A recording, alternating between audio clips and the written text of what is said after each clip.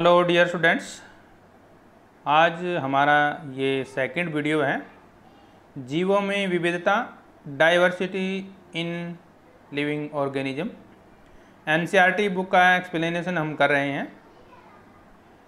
पिछला वीडियो आप ज़रूर देखिए, जो वीडियो नंबर 1 है उसमें हमने कुछ टॉपिक कवर किए हैं और उसी कड़ी में हम आज अपना सेकंड वीडियो लेकर आए हैं आपके लिए। हम बात कर रहे थे जो हमारे 5 जगत हैं जीवों के, उनके बारे में, किस तरह से उनका वर्गीकरण किया जाता है। जीवधारियों की हम बात कर रहे थे। जीवधारी का मतलब जो जीवित जीव हैं उनके बारे में बात कर रहे थे। तो उनको हमने 2 तरह से डिवाइड किया था, प्रोकैरियोटी और यूकैरियोटी। जो प्रोकैरियोटी होते हैं हमारे, उनका आकार प्राय बहुत छोटा होता है, लगभग 10 की शक्ति -6 मीटर के आसपास, यानी कि 1 से 10 माइक्रोमीटर तक होता है। और 1 माइक्रोमीटर में 10 की शक्ति -6 मीटर होते हैं। 1 माइक्रोमीटर इसको हम ऐसे लिखते हैं। और ये किसके बराबर होता है? 10 की शक्ति -6 मीटर के बराबर होता है। यूकैरियोटिक कोशिका का आकार हमेशा बड़ा होता है और वो होता है 5 से 100 यानी कि 100 माइक्रोमीटर तक। दूसरा हमने बात की थी 1 कोशिका और 2 कोशिका की बात हुई। तो यूकैरियोटिक है वो 2 तरह का होता है हमारे पास। 1 कोशिका भी हो सकते हैं, 2 कोशिकाएं या बहुकोशिका भी हो सकते हैं। बहुकोशिका मतलब जिसमें अनेक कोशिकाएं होती हैं, और 1 कोशिका मतलब सिर्फ 1 कोशिका से जिनका शरीर बना होता है। फिर हमने बात की थी कोशिका भित्ति के बारे में और कोशिका भित्ति रहित, जैसे एनीमिलिया, इनके बारे में बात की थी। और फिर देखिए जो हमारी कोशिका भित्ति सहित जो जीव हैं उसको हमने 2 पार्ट में डिवाइड किया था, जो प्रकाश संश्लेषण नहीं करते और जो प्रकाश संश्लेषण करने में सक्षम हैं। और इसी में हम अब करेंगे प्लांटी, यानी कि प्रकाश संश्लेषण करने में जो जीव सक्षम है और उनको हम प्लांटी के बोलते हैं। और वो किस तरह के होते हैं, चलिए देखिए। प्लांटी यानी कि पादप जगत, यानी कि पौधे। प्लांटी का मतलब हम लेते हैं पौधे, यानी कि पादप जगत, पौधों का संसार। प्लांटी, प्लांट किंगडम भी बोलते हैं इंग्लिश में। पादप यानी कि पौधा, जगत माने संसार या जीव के अंदर उनका प्राथमिक वर्गीकरण इस आधार पर किया जा सकता है कि पादप शरीर के प्रमुख घटक पूर्ण रूपेण विकसित और विभेदित होते हैं। हमेशा वे पूर्ण रूप से विकसित होते हैं और विभेदित होते हैं, मतलब बटे हुए होते हैं या नहीं है। इस तरह की हम बातें करेंगे इसमें। इसके आगे जो वर्गीकरण होगा हमारे लिए, इसमें यह भी देखा जा सकता है कि जो हमारा पौधा है उसके शरीर में जल और अन्य पदार्थों का संवहन करने वाले विशिष्ट ऊतक उपस्थित हैं या नहीं है उसके अंदर। इसके पश्चात यह देखा जाता है कि पौधे में बीज धारण की क्षमता है या नहीं है। यदि बीज धारण की क्षमता है तो बीज फल के अंदर विकसित होता है या बाहर विकसित होता है।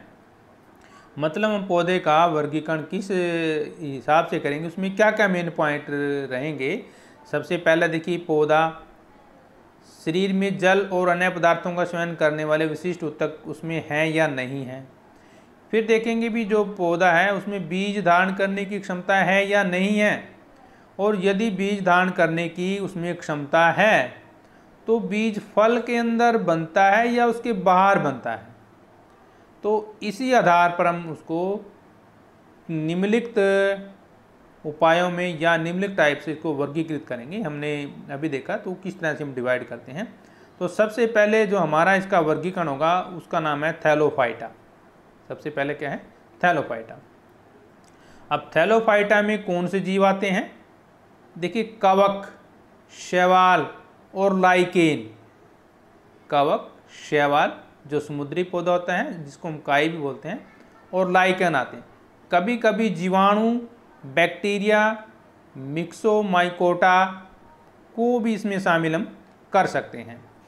और इनकी जो खास बात क्या होती है, इनके जनन तंत्र अस्पष्ट होते हैं। मतलब इनके जो जनन तंत्र है वो नहीं दिखाई देता। जनन तंत्र का मतलब जन्म देने वाले जो उनके अंग होते हैं, अंग और इसलिए इसको हम क्रिप्टोगेम भी बोलते हैं, क्रिप्टोगेमी। अब थैलोफाइटा को शैवाल, बैक्टीरिया, कवक, लाइकेन आदि असंगत जीवों का समूह माना जाता है।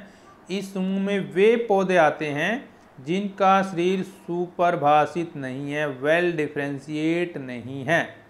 जैसे हमारे पास एग्जाम्पल हैं, यूलोथ्रिक्स हो गया, क्लेडोफेरा हो गया, अल्वा हो गया, स्पाइरोगोरा हो गया, कारा हो गया। इस तरह के कुछ पौधे हैं जो इस श्रेणी में आते हैं। इसका आप चित्र भी देख सकते हैं। जैसे ये देखिए, हमारे पास ये यूलोथ्रिक्स का पौधा हो गया और ये क्लेडोफेरा का पौधा हो गया हमारे पास, और ये कुछ 2 पौधे और हमारे पास नीचे गए, जैसे स्पाइरोगोरा हमारे दिखाया गया है और अल्वा का जो ये दिखाया गया है। ये इस तरह के कुछ जीव होते हैं, पौधे होते हैं जो इस श्रेणी में आते हैं। दूसरा होता है हमारे पास ब्रायोफाइटस या ब्रायोफाइटा, जिसको हम बोलते हैं, इंग्लिश में भी ब्रायोफाइट होता है। प्रथम स्थलीय पादप, ब्रायोफाइटा का मतलब प्रथम स्थलीय पादप। ब्रायोफाइटा को पादप जगत के उभयचर भी कहा जाता है। उभयचर का मतलब क्या होता है, जो पानी में भी रह लेते हैं और ज़मीन पर भी रह लेते हैं, उसको हम बोलते हैं उभयचर बोलते हैं।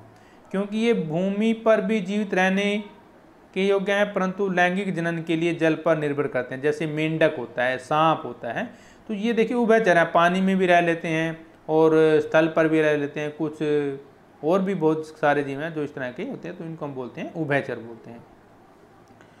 और ये नम छायादार पहाड़ियों पर, पुरानी व नम दीवारों पर पाए जाते हैं, नमी वाले स्थान पर पाए जाते हैं। इनका शरीर थैल्स के रूप में होता है। इनमें जड़ के समान मूलाभास, मूलाभास का मतलब मूल मैंने जड़ होती है, तना सम तना, तने की समान, पत्ती के समान, यानी कि पत्ती सम संरचनाएं होते हैं, ठीक है ना। मूलाभास का मतलब मूल के समान, जड़ के अनुसार। तना सम का मतलब तने जैसा, और पत्ती सम का मतलब पत्ती के समान उसमें संरचनाएं होती हैं। इसकी एक खास बात यह है। अलग दूसरी बात, इसका दूसरा गुण क्या है, इनमें वास्तविक स्वयं उत्तकों का अभाव होता है। नेक्स्ट पॉइंट, मुख्य पादप जो हैं युग्मक द्विविधि पीढ़ी पर आश्रित होते हैं। ये जो इस तरह के पौधे होते हैं, कायिक जनन विखंडन विधि के द्वारा होता है। उदाहरण देखिए, हमारे पास है मोश, जिसको हम प्यूनेरिया बोलते हैं, मार्केसिया बोलते हैं। जैसे हमारे पास ये फिगर दिए गए हैं हमारे, देखिए रिक्सिया का पौधा दिया गया है, इस तरह का पौधा होता है, रिक्सिया का होता है। और ये नेक्स्ट पौधा आप देख रहे हैं, जैसे गुलाब की तरह लग रहा है, फ्यूनेरिया का दिया गया, और ये मार्केसिया का दिया गया। ये तो इसमें इस तरह के जीव आते हैं। अगला है हमारे पास थर्ड जो प्लांटी है, वो होता है टेरिडोफाइटा। इस वर्ग के पौधों का शरीर जड़, तना, पत्ती में विभाजित होता है। मतलब उसके 3 भाग होंगे हमारे पास, उसकी जड़ भी होंगी, तना भी होगा और पत्ती भी होगी। इनमें शरीर के एक भाग से दूसरे भाग तक जल तथा अन्य पदार्थों के संवहन के लिए संवहन ऊतक भी पाए जाते हैं। एग्जाम्पल के तौर पे हम देखें, उदाहरण के तौर पे देखें, जो मार्सिलिया है, फर्न है, हॉर्सटेल है, ये इस तरह के पौधे टेरिडोफाइटा में आते हैं। मतलब इनका जड़ भी होती है, पत्तियां भी होती हैं, तना भी होता है, और इनके शरीर में जो पानी होता है एक भाग से दूसरे भागों में चला जाता है, और उनमें इस तरह के ऊतक पाए जाते हैं कि पानी एक भाग से दूसरे भाग में चला जाए। 3 समूह के पौधों में जनांग अप्रत्यक्ष होते हैं तथा इन्हें बीज उत्पन्न करने की क्षमता नहीं होती, अतः ये क्रिप्टोगेमी भी कहलाते हैं, क्योंकि इनमें बीज नहीं होता ना। तो ऐसे जो पौधे होंगे उसको हम बोलेंगे क्रिप्टोगेमी होते हैं। दूसरी ओर वे पौधे जिनमें जनन अंग पूर्ण रूप से विकसित होता है और विभेदित होता है और जनन प्रक्रिया के पश्चात बीज उत्पन्न करते हैं, उसको फेनरोगेमी कहते हैं। इंपॉर्टेंट है, याद पॉइंट रख लीजिए। एक तो होता है हमारे पास क्रिप्टोगेमी, बीज उत्पन्न करने की क्षमता नहीं होती, ये क्रिप्टोगेमी होते हैं। एक होता है हमारे पास फेनरोगेमी। फेनरोगेमी वे पौधे जिनमें जनन अंग पूर्ण रूप से विकसित होता है, विभेदित होता है और जनन प्रक्रिया के पश्चात बीज उत्पन्न करते हैं, उसको हम बोलते हैं फेनरोगेमी। इनकी क्रिप्टोगेमी बिना बीज वाले और फेनरोगेमी बीज वाले, 2 पॉइंट मेन हो जाएंगे। जो बीज हमारे पास लैंगिक जनन के बाद उत्पन्न होता है, हमेशा बीज जो होगा उसमें लैंगिक जनन होता है। लैंगिक जनन देखिए पौधों में होता है, ये बात ध्यान रखेंगे। इसमें नर और मादा की जरूरत नहीं होती लैंगिक जनन में। और बीज के अंदर भ्रूण के साथ संचित खाद्य पदार्थ का होता है। जिसका उपयोग भ्रूण के प्रारंभिक विकास और अंकुरण के समय, अंकुरण का मतलब क्या होता है, जैसे पौधा आप मान लो छोले, जैसे किसी भी फलीदार पौधों को हम भिगो के रखते हैं ना, जैसे चना होता है उसको भिगो के रखेंगे तो उसमें वो जामना शुरू कर देता है, इनके अंकुरित हो जाता है। बीज की अवस्था के आधार पर इस वर्ग के पौधों को पुनः 2 भागों में बांटते हैं। अगर बीज के हिसाब से देखें तो पहला तो हमारे पास जिम्नोस्पर्म हो जाएगा। जिम्नोस्पर्म का मतलब नगन शुक्राणु बीज, वह मुक्त बीज बिना आवरण के, तो इसको बोलते हैं जिम्नोस्पर्म, मतलब नगन बीज उत्पन्न करने वाले पौधे।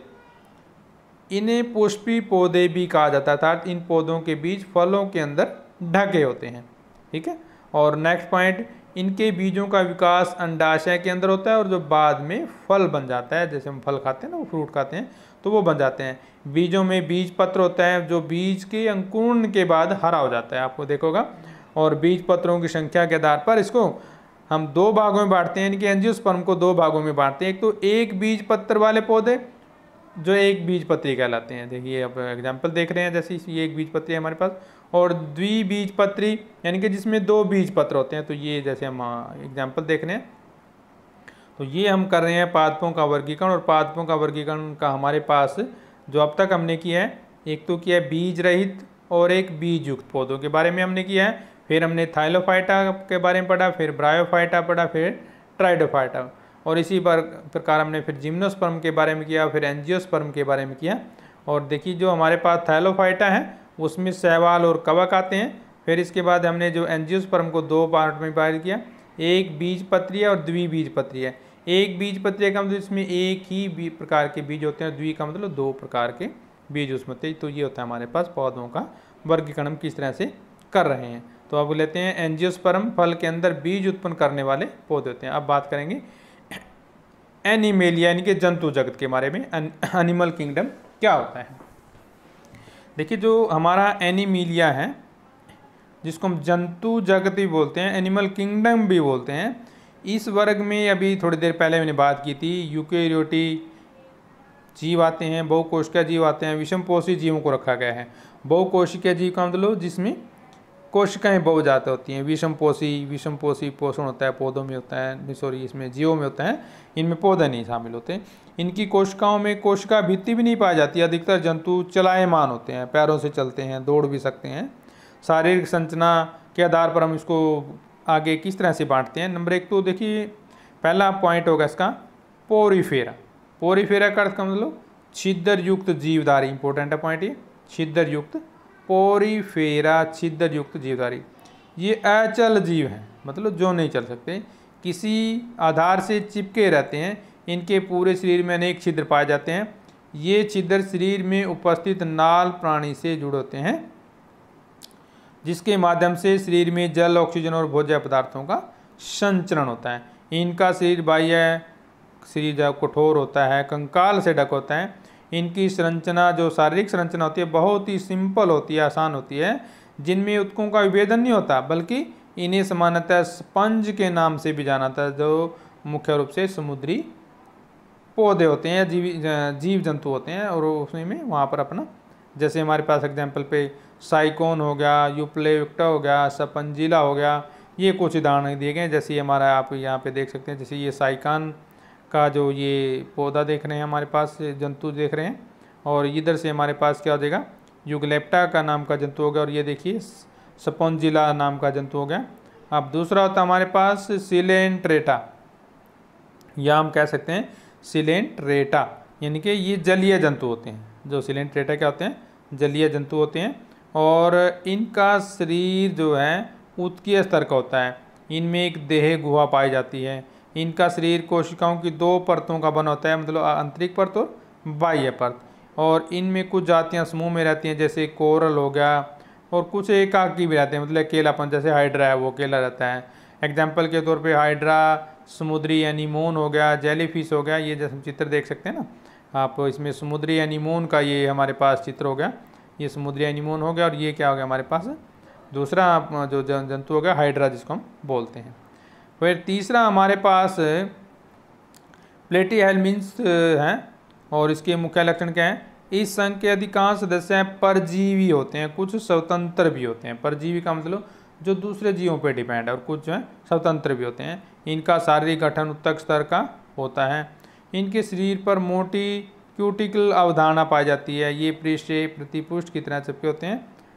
परिवर्धन प्रत्यक्ष और अप्रत्यक्ष होता है। इनका शरीर त्रिकोरक होता है, अर्थात इनका उत्तक विभेदन 3 कोशिका स्तरों से बनता है। इसमें शरीर में बाह्य तथा आंतरिक, इनका शरीर जो है पृष्ठधारीय और चपटा होता है, इसलिए इन्हें चपटे कृमि भी कहा जाता है। इसमें प्लेन एरिया जैसे कुछ स्वच्छंद जंतु होते हैं, लिवरपूल या परजीवी भी हो सकते हैं। एग्जाम्पल आप देख सकते हैं, नीचे चित्र दिया गया है। टेपवर्म दिया गया है, जो कीड़ा होते हैं, लग पेट में कीड़े होते हैं हमारे पास बच्चों के पेट में।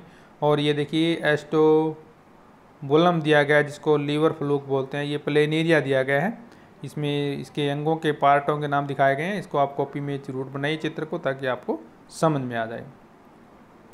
आगे होता है हमारे पास निमेटोडा, यानी कि राउंड वॉर्म। राउंड का मतलब गोल।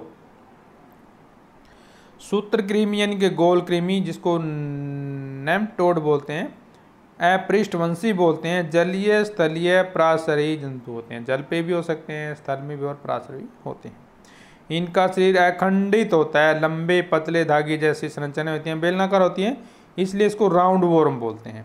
अधिकांश जो है परजीवी होते हैं। परजीवी का मतलब दूसरे के शरीर में रहती हैं। जैसे जो हमारे पेट में कीड़े होते हैं, बच्चों के पेट में कीड़े हो जाते हैं, तो वो हमारे तरह एक से परजीवी हो गए। परजीवी के तौर पर ये दूसरे जंतुओं में रोग भी फैला देते हैं, जैसे गोल कृमि, फाइलेरिया कृमि, पिन कृमि हमारे पेट में दर्द कर देते हैं। उदाहरण देखिए, हमारे चित्र दिया गया है। ये है हमारे पास एस्केरिसिस और ये है वोचेरिया, जो हमारे पास जंतु हैं। तो ये था हमारे पास आज का इस लेसन का सेकंड वीडियो। थर्ड वीडियो के लिए हम जल्दी हाजिर होंगे आपके सामने।